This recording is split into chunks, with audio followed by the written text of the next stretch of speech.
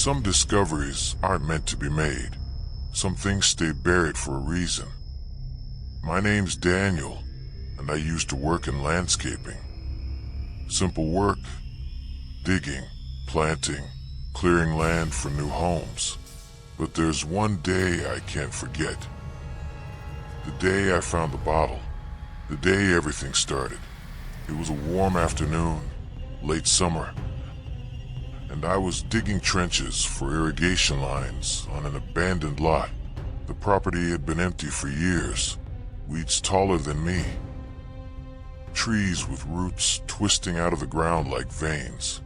My shovel hit something hard.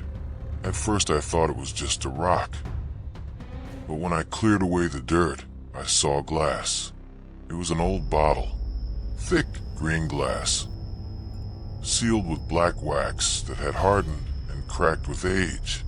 The glass was cloudy, and inside something dark swirled, almost like smoke. There was a piece of parchment wrapped around the bottle, tied with string. The writing was faded, but one word stood out: "Do not open." I should have left it, but curiosity is dangerous. That night in my garage, I cleaned the bottle under the dim light. The wax crumbled in my hands like ashes. I thought maybe it was wine, or some kind of antique. I twisted the cork. The moment it popped, the lights flickered.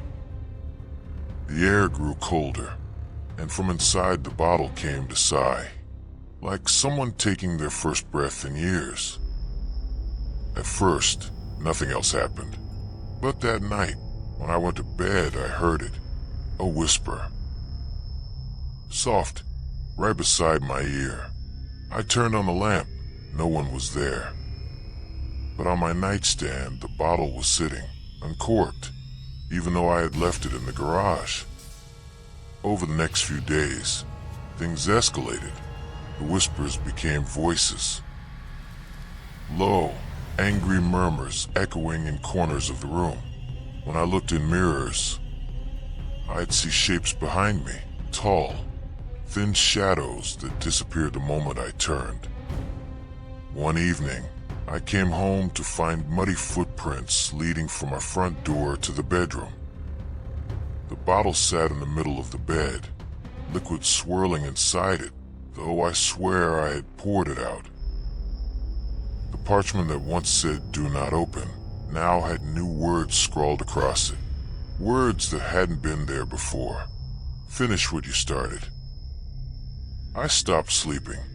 I couldn't. Every time I closed my eyes, I felt someone's breath against my face. I decided to end it. I grabbed the bottle, took it back to the lot where I found it, and dug a deep hole under the same twisted tree roots. But as I lowered it into the ground, the whispering turned into screams, deafening, furious, echoing all around me. The trees shook, the air thickened, and shadows crawled over the dirt like living things.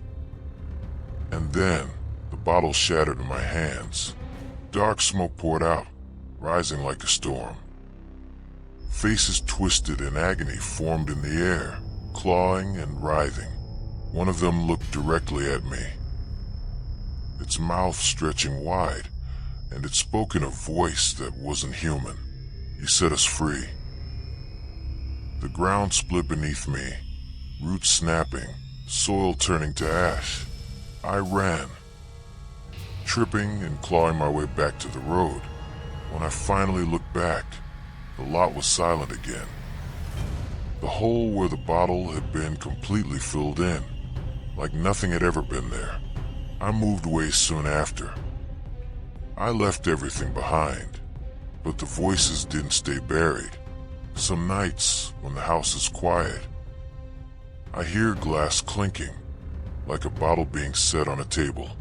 And once, just once, I woke up to find shards of green glass on my nightstand, with a new note beside it, written in my own handwriting: "Do not bury."